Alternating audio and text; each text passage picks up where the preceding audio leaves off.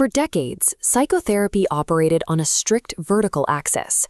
The patient isolated on the couch, the doctor towering above them as the omniscient authority figure. Félix Guattari looked at that setup and walked away. He was an activist, an intellectual, and a trained psychoanalyst who abandoned the lucrative private practice model to try something entirely different.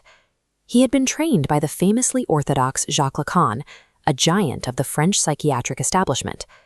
However, Guattari found himself immediately clashing with that rigid tradition. Instead of analyzing individuals in a quiet Paris office, Guattari moved to the French countryside. He spent the next 40 years embedded at the Clinique de La Borde, working alongside the heterodox psychiatrist Jean Ury. At La Borde, Guattari operated on a specific premise.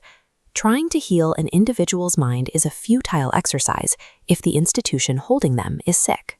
And Guattari diagnosed the standard psychiatric hospital with a severe case of what he called bureaucratic alienation.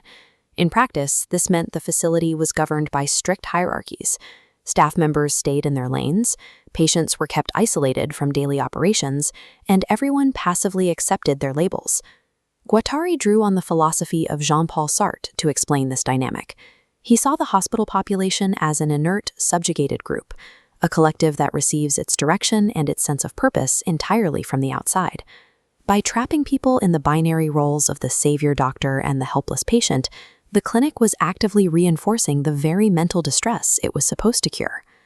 To treat the illness of the hospital, Guattari developed a new clinical concept.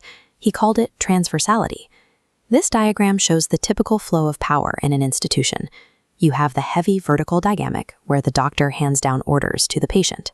Then you have closed horizontal dynamics, where medical staff only talk to medical staff, and administrators only talk to administrators. Transversality shatters those blockages. It forces diagonal, non-hierarchical connections across the entire facility.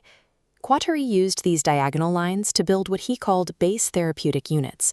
These were essentially artificial families made up of diverse groups of staff and patients, allowing the physical institution to play an active role. By making the analytic relationship mobile, power and responsibility are shared. The hospital stops being a static cage and becomes an active space of collective creation. At La Borde, transversality was put into practice through an evolving schedule of calibrated disruptions known as la grille or the grid. This matrix schedule represents a complex rotating system of tasks. On a regular basis, everyone at the clinic, staff and patients alike, would change roles and take on entirely unfamiliar duties.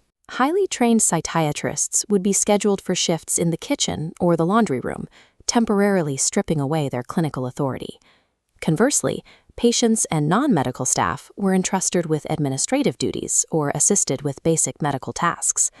Daily responsibilities like sweeping a floor, combined with total freedom of movement and a ban on standard uniforms, gave the patients a renewed sense of physical consistency and agency. The grid successfully converted passive patients into an active, self-directed group. By demystifying the power of the physician, Guattari managed to democratize the healing process itself. Guattari realized that if you could alter a patient's psyche simply by changing who did the laundry or how the schedule was built, then the mind's distress was never purely internal. It was a product of the social machinery surrounding it. This realization expanded the experiments at La Borde into a global theoretical framework, schizoanalysis. His clinical approach developed in tandem with the youth movements and militant political actions erupting across mid-century France. This anti-hierarchical drive naturally pushed Guattari toward his massive, decades-long philosophical collaboration with Gilles Deleuze. Together, they treated the mind as an assemblage, a moving part plugged directly into social, technological, and capitalistic circuits.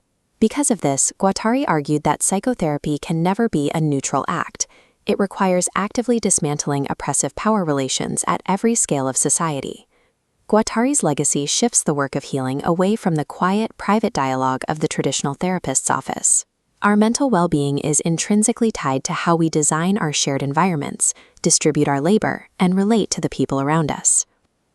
To repair the individual mind, we must first have the courage to radically redesign the institutions in which we live.